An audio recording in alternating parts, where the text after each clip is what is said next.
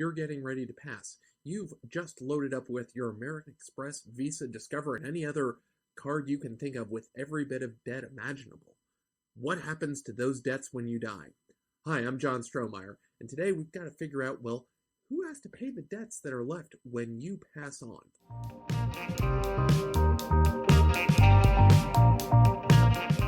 The short answer is somebody's going to be paying for those debts.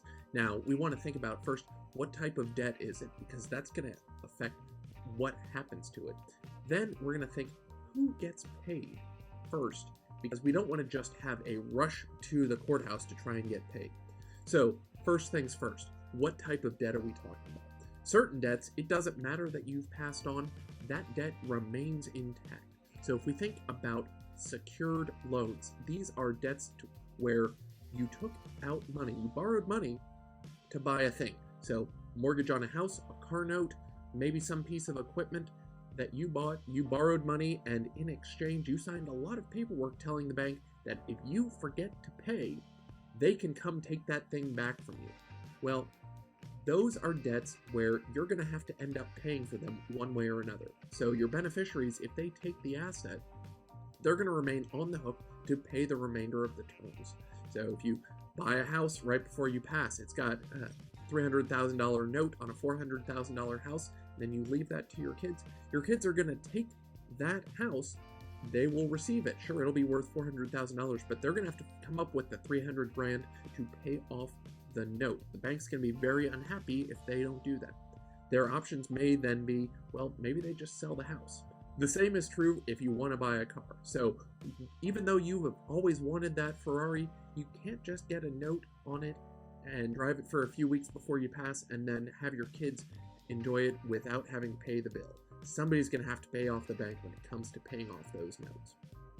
Now, other debts, it's a little less clear what happens. So unsecured debts, things like credit cards and loans to individuals, they're not necessarily going to get paid, and especially if those assets if there aren't enough assets in the estate to pay them off. The problem is that they're going to have to wait in line to get paid off. Now, the beneficiaries of the estate take a back seat to the creditors, but it's important for creditors to make sure that they protect their rights by properly claiming and presenting their claim to the executor of the estate. So, secured notes, we know those are going to have to get paid back one way or another. Why? The bank loaned money to allow you to purchase a thing, and we can point our finger right at the thing that helped, and we can point our finger right at the thing that was helped to be purchased. When it comes to an unsecured note, like a credit card, well, just because you went to Taco Bell, there's no way to repossess those tacos. So, that's another option. The last thing is, well, what if somebody else had co-signed on that loan?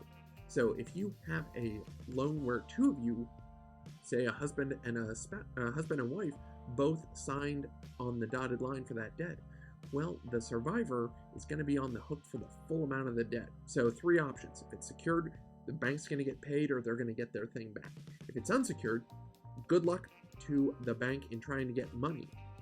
And third, if we've got a co-signer on a loan, then the co-signer who's still alive is probably still going to be on the hook for that debt.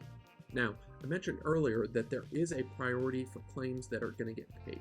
Things we want to think about here are the policy implications of we don't want everybody to get paid first. There are certain things we want to make sure get paid off.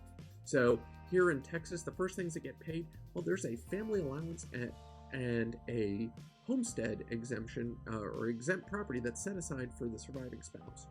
Exempt property includes things like the homestead and a certain amount of cash that we can take and pass on to the spouse. This is off the top, and it makes sure that the spouse gets protected. Public policy reasons, we just want to make sure that they are taken care of, even if it means defeating the creditors. The other option is a family allowance. So this is an amount that's set aside for the support of the decedent's surviving spouse and possibly any minor children. And it's there for maintenance of the family for 1 year, starting after the date of death. This isn't an amount that has to get paid out. These are just items that can be paid out. Beyond that, we also want to think about certain debts where the debtor's not going to go away. So the IRS is one where you're going to be paying the IRS almost no matter what. What happens is that you're going to have to file a final tax return. You may even have to file an estate tax return because the IRS will expect that they get paid. Beyond that, Texas law sets out a priority of claims that will get paid. There are 8 classes of claims, and these interact with the exempt property, the family allowance, and the IRS to provide a hierarchy of who gets paid first. So if we start putting these in order, first things off the top, the exempt property. Homestead and that exempt property is going to go to the surviving spouse. Next are Class 1 claims under the Texas Estates Code. Funeral expenses and expenses for final illness up to $15,000 for each of those categories. Now, the important thing to note is this is not unlimited, but it does ensure that doctors get paid for final care and funeral expenses do get paid up to $15,000. These are both limited amounts. If you have expenses over $15,000, those get kicked down to what Class 8 claims we'll get to in a bit. Next, the family allowance comes in. So this is that 1 year of support for the surviving spouse. That's the next. Then we get into Class 2 claims. Again, Class 1 and Class 2 are separated by the family allowance, and above all of them are the exempt property. Then we've got the expenses of administration. So this is things that are used to protect and defend, safekeep, preserve the assets of the estate. It also includes, selfishly, lawyers' fees in assisting with the administration. So we're here pretty much at the top. We're trying to preserve and protect things for the family as well as the surviving spouse.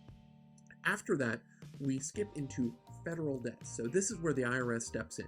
They're going to allow the exempt property, the family allowance, estate administration, and funeral and final medical expenses to get paid before they do. But everybody else is going to come behind them. After that, Class 3 claims under our Texas statutory scheme, secured creditors get to step in here. So if they have a claim, this is where they would get paid out. They would want to get paid off on what is going to be possibly sold from their asset. After that, Class 4 claims. So these are principal amounts and any accrued interest on delinquent child support payments. So the IRS is going to be ahead of the delinquent child support payments, but the delinquent child support payment as a Class 4 claim still is prioritized against a lot of other things. We then get into Class 5 claims. So these are claims for taxes, penalties, and other interest due under the Texas tax code. So making sure the state of Texas gets paid off for any taxes that may be due. Class 6 claims are going to be the cost of confinement. Class 6 claims will be the cost of confinement. So if you have been in jail, if there are any costs to your confinement, this is where they get paid. Class 7 claims will be claims for repayment of medical assistance under Chapter 32 of the Human Resources Code on behalf of the decedent, basically repaying the state for medical care. Finally, Class 8 claims. This is everything else. This is where your credit cards go. This is where if you borrowed money from the neighbor. And finally, if you have any claims left over from your funeral claims or costs of final illness, they get lumped in here. So we pay these in order. If you run out in a higher claim, then those lower claims are going to get defeated. This is why credit card companies are going to be making sure they let you know, hey, don't forget to pay us. They want to make sure that you pay them off. They're going to try and get paid before everybody else, but they come at the end. And so it's important to remember, they are there at the end. They get paid in that Class 8 after everybody else has been paid. What happens if we don't have enough money to pay off a particular class? So let's say we get all the way down to Class 8 claims. Everybody in Class 1 through 7 has been paid off. We're down to Class 8 claims. We have $100,000 of claims and only $10,000 of assets. Who gets paid? Well, everybody's going to get paid, but they're only going to get paid in proportion to their claim. So there's $100,000 of claims, and one of those claims is for $50,000. That claim is going to get paid $5,000. They're not going to get paid $10,000 because they have the biggest claim and they take all of it. Nope, everybody gets paid proportionately. If we run out of assets, we run out of assets. There's nothing left for the beneficiaries. We're very sorry. What didn't we say? Well, when we look at this, beneficiaries of the estate aren't personally on the hook for any of these claims. The assets of the estate must pay off the claims. If there's not enough, then the debt doesn't transfer on to the beneficiaries.